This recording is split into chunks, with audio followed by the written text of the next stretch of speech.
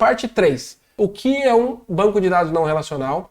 Tipos de banco de dados não relacional. Banco de dados relacional versus não relacional. Então vamos lá.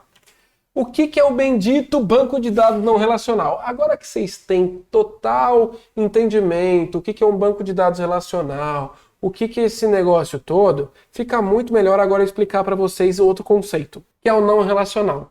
Na verdade, ele também é um repositório de dados, assim como o relacional, e o objetivo principal é armazenar dados de forma organizada também. Ah, então quer dizer que o banco não relacional está tudo bagunçado lá dentro. Falam que é um banco de alto volume que pode colocar o que você quiser lá sem nada de organização. Não, quem está falando isso está falando besteira. É organizado. Cada um dos tipos de banco de dados não relacionais tem a sua estrutura. É diferente da estrutura de um banco de dados relacional, tá bom? Tem alguns mitos aí de não relacional que me dá calafrio.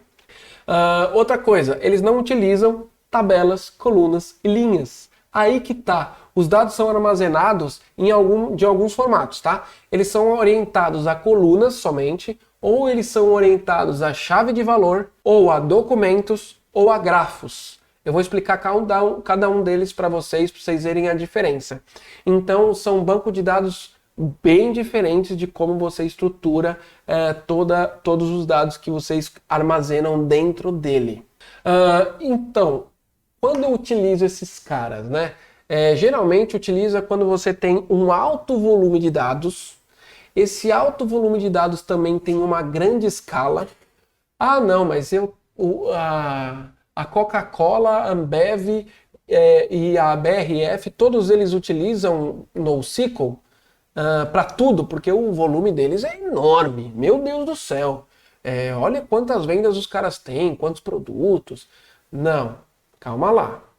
Eles devem ter, com certeza, banco de dados não relacionais, só que quando eles vão estruturar banco de dados de vendas, você exige uma integridade maior, existe uma organização, uma estrutura mais segura, eles vão para o banco de dados relacional, até porque o volume de dados pode ser grande, mas a escala ela vai ser ordenada.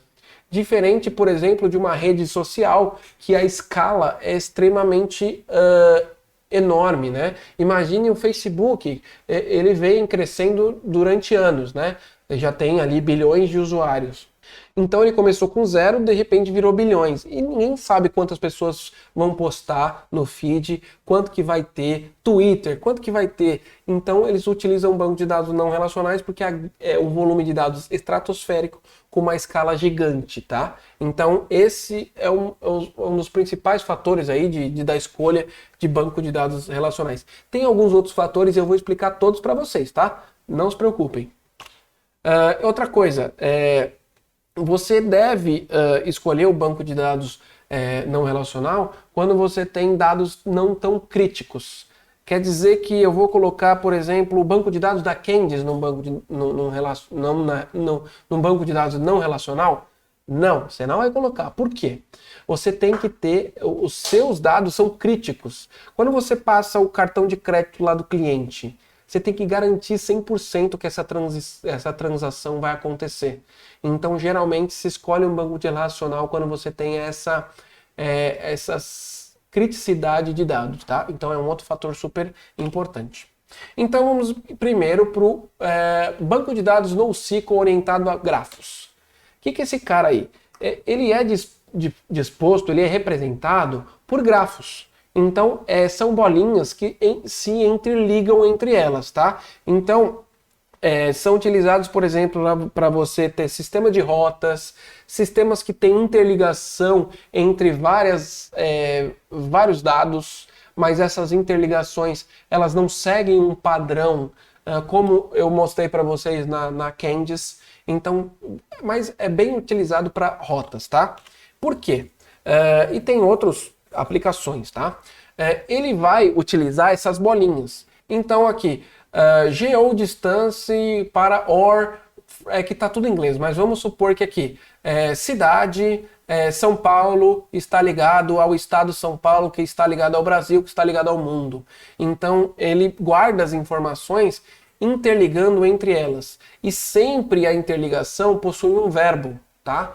Então, o banco de dados é meio assim. Se vocês procurarem depois até na internet e colocarem alguns exemplos, vocês vão ver uns grafos assim, muito louco, muito extensos e tudo mais. É como se estivesse colocando dados e falando onde ele se interliga. Até para você pegar um dado um dia, e você pode puxar todos os outros dados que se interligam.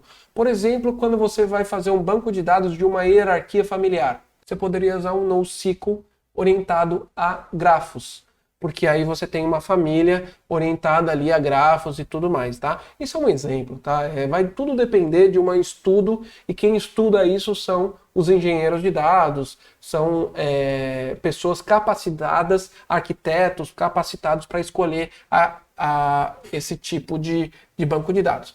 O mais famoso é o Neo4j, tá? Neo4j é um banco de dados mais utilizado, orientado a grafos. Outro banco de dados, você pode utilizar NoSQL, outra estrutura, é o armazenamento de chave e valor. O que significa? Ele é muito mais simples, na verdade é o mais simples de todos. Simplesmente você vai gravar os dados mandando uma chave e o valor dessa chave. Simples assim. É como se eu estivesse na Candice mandando, a chave ia ser 1, que é o código 1 do cliente, e o nome do cliente. Só que eu teria que mandar de novo para o banco de dados 1 e a idade do cliente. Eu queria mandar de novo para o banco de dados 1 e o ano de nascimento. Eu ia mandar 1 e o endereço. Então você não colocaria tudo numa linha. Você colocaria tudo espalhado no banco de dados, espalhado, digo, com uma organização. Mas tudo dentro do banco de dados, sempre com uma chave e um valor único, tá? E aí você pode até, assim, fazendo uma analogia, você tem o mais utilizado é o Cassandra, então você tem a tabela, né? E aí as linhas seriam mais ou menos desse formato, tá? Você colocaria ali o nome e o valor, nome, valor, nome, valor, nome, valor. E você teria chave, valor, chave, valor. Lembrando que não tem uma obrigatoriedade de você sempre preencher todas as suas chaves e valores igual ao anterior. O NoSQL ele dá uma flexibilidade muito maior que o relacional. Quando você no relacional dá um insert numa tabela de cliente, ele obriga você a utilizar praticamente todos aqueles campos. E quando você grava, se você não mandou aquele campo, lembra que fica nulo? Então, no caso do banco não relacional, você nem precisa informar esses dados que você não vai utilizar, tá? Então, Cassandra é o mais famoso aí do chave e valor. Aí tem um armazenamento colunar também. Esse aqui é um pouquinho mais difícil de você ver no mercado, tal, mas existem. Tem vários sistemas que utilizam. Eu, particularmente, nunca tive contato com esse tipo de banco de dados. Ele utiliza o conceito de colunas ao invés de colunas e linhas e tabela. Você manda para o banco de dados somente o ID, que seria a sua chave, e o nome. Então eu mandaria 1 nome, 2 nome, 3 nome, numa coluna, numa entidade, num negócio separado.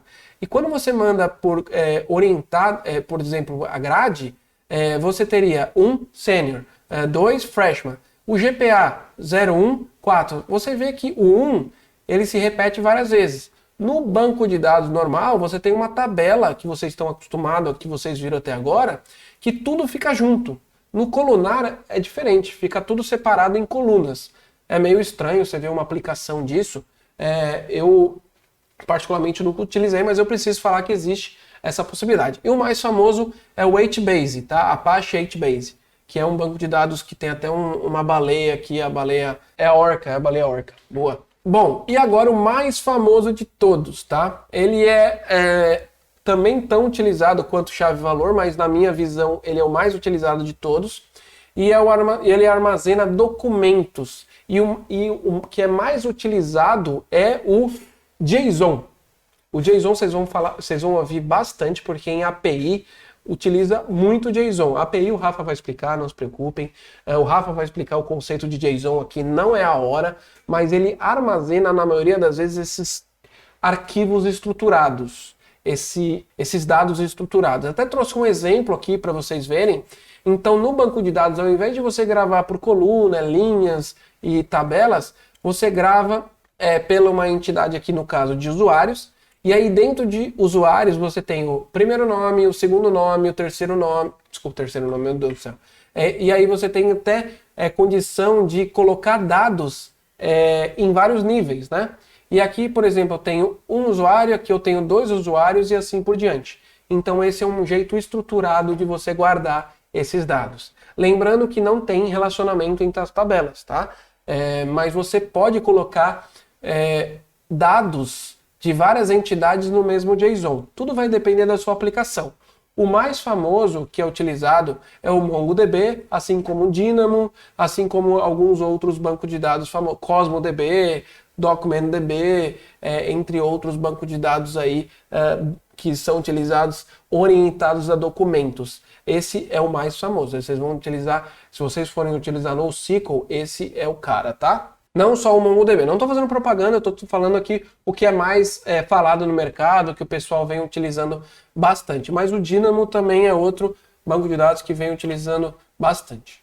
Agora, pessoal, eu preciso explicar para vocês que com certeza vai rolar alguma dúvida aqui que pode ter até já alguém ter falado. Quando eu escolho NoSQL, quando eu escolho relacional. E eu fiz algumas pesquisas e trouxe um material bem legal para vocês, tá? Uma tabelinha. Até não coloquei aqui, deixei em inglês, mas tudo bem. Considere utilizar NoSQL quando? Considere utilizar banco relacional quando? Então vamos lá pelo primeiro item. Vou utilizar NoSQL quando meu assim. O que vai acontecer aqui? Eu vou falar várias coisas para vocês e vocês vão... o arquiteto de dados que vai determinar qual banco de dados é melhor para utilizar ou o arquiteto de soluções. E aí o que acontece? Vai ter casos que a sua solução ela está aqui e ela está aqui também. E aí você vai ter que colocar numa balança, tá? E escolher qual que é a melhor opção para aquela solução. Mas vamos aqui nessa dinâmica para vocês entenderem. Eu considero o NoSQL quando tenho alto volume de dados com grande escala. Aquilo que eu falei lá no começo. Então eu vou receber uma pancada, um big data de dados e não sei o que lá. E ao mesmo tempo é um crescimento exponencial. Pode ser que cresça pouco, mas de repente pode ser que cresça muito. Então isso é um fator relevante para você escolher o NoSQL. Ao contrário do banco de dados relacional, que você também pode ter um alto volume, tá? Volume de dados consistente.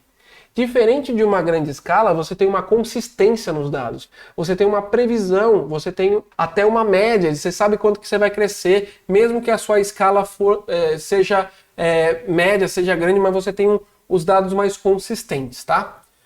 Outra coisa, suas cargas de trabalho não exigem garantias ACID.